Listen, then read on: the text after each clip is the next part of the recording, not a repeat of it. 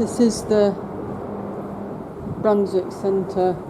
This is where people's flats are. This is a gap, but to the left of me, to the right of me, is somebody's flat. And this is the Jackhammer, JCB thing. So the person there, that's a flat. The person there, that's a flat. And they're jackhammering right at the front there. At the front is their wall. They're jackhammering that and all this for 7 hours a day.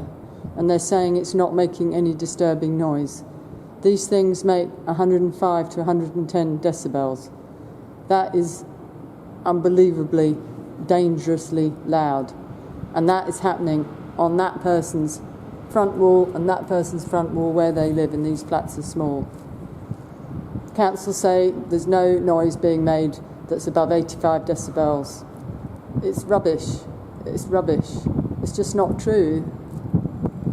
Why are they lying to everybody? Just, admit the truth that some people's lives are being ruined by this, including mine.